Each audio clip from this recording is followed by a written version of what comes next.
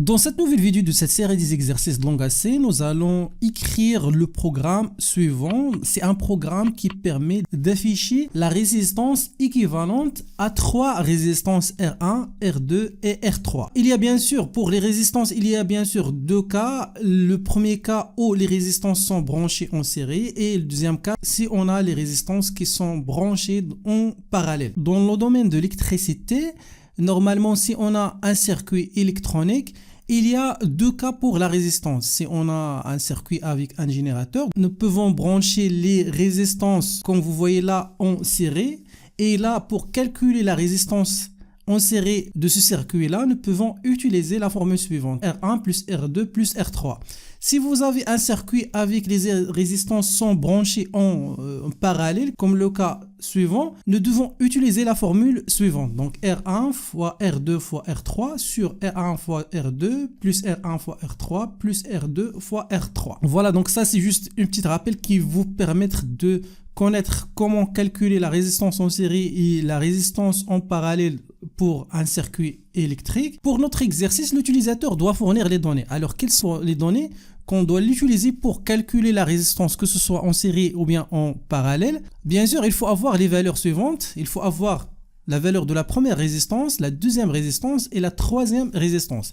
Et après, le programme va calculer, afficher la résistance si on a un circuit qui permet de brancher les résistances en série, ou bien le programme aussi permet de calculer la résistance en parallèle si on a les résistances sont branchées en parallèle dans un circuit électrique. Maintenant, on passe à CodeBlocks pour écrire ce programme-là qui permet de récupérer la valeur de R1, R2 et R3, utiliser les formules qu'on a vues pour le calcul de la résistance en série, la résistance en parallèle, et puis le programme affichera ces valeurs. Alors, comme d'habitude, on doit commencer avec la déclaration. Quelles sont les variables qu'on doit l'utiliser dans ce programme-là?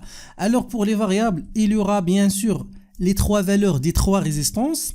La première résistance R1, virgule, la deuxième résistance R2 et virgule, la troisième résistance R3. Les trois de type float, puisque ces résistances-là peuvent avoir des valeurs réelles. Aussi, on doit déclarer deux autres variables, la résistance en série, qu'on va la calculer bien sûr, et bien sûr la résistance en parallèle. Donc là, j'ai choisi ces noms-là. Vous pouvez modifier ou bien choisir d'autres noms. Maintenant, on demande à l'utilisateur de saisir les valeurs des trois résistances. Donc pour cela, on peut d'abord afficher un petit message à l'utilisateur. Veuillez entrer les valeurs de R1, R2 et R3. Ensuite, nous pouvons revenir à la ligne suivante. Et puis, nous pouvons tout simplement récupérer toutes ces valeurs-là. Donc avec la fonction scanf. Et là, on doit mettre l'indicateur de format de chaque variable. Alors, on a trois indicateurs, pourcentage F et après pourcentage F pour les trois variables. Et puis, il ne faut jamais oublier d'indiquer aussi avec l'adresse de chaque variable. Alors là, il y aura R1, virgule, l'adresse de R2, virgule, l'adresse de R3. Ensuite, point virgule, et après, maintenant, c'est le temps de calcul. Alors, on commence avec le calcul de la résistance en série. Alors, en série, c'est très simple. Donc, R1, donc ça, c'est la formule. R2, R3.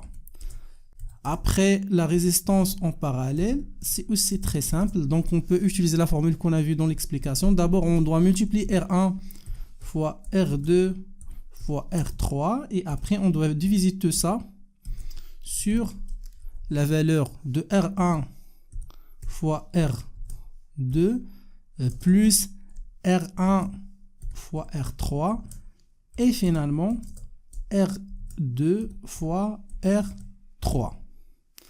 Voilà, donc ça c'est la formule qu'on peut utiliser dans ce cas-là. Voilà, donc juste pour améliorer l'affichage. Après, il ne faut pas oublier point virgule. Ensuite, on peut afficher les valeurs des deux résistances. On commence avec la résistance en série. Nous pouvons écrire le message suivant. La valeur de la résistance en série est après pourcentage point de F pour afficher deux chiffres après la virgule. On peut ajouter le retour à la ligne et après, donc la deuxième partie de printf, on peut indiquer le nom de la variable résistance dans ce cas-là. En série. Point virgule. Après, nous pouvons faire exactement la même chose avec la résistance dans ce cas-là en parallèle. Voilà, et après, donc voilà, cette valeur est là, on doit modifier ça par parallèle. Maintenant, on peut exécuter le programme. D'abord, on va vérifier ce qu'il a des erreurs, pas d'erreurs, et après, nous pouvons saisir les valeurs. Par exemple, on peut donner la valeur 2, la valeur 6 et la valeur 4. Alors, pour la résistance en série, c'est tout à fait normal, c'est 12, donc 2 plus 6 plus 4. Pour la résistance en parallèle, on doit multiplier 3 valeurs et on doit les diviser sur R1 fois R2 plus R1 fois R3 plus R3 fois R2.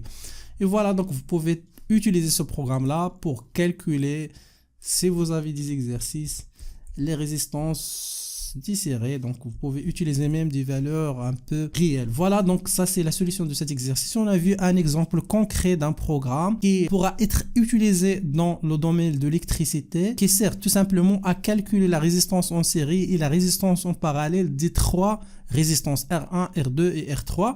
Vous pouvez l'utiliser soit pour calculer la valeur pour deux résistances, R1 par exemple ou R2, ou bien pour plusieurs valeurs, il faut juste l'ajouter là, R4, R5 et juste modifier la formule pour avoir les valeurs correctes. Et voilà, ça c'est la fin de cet exercice. Et d'ailleurs, c'est le dernier exercice dans la partie des instructions de base avant de passer aux exercices qui concernent les instructions conditionnelles.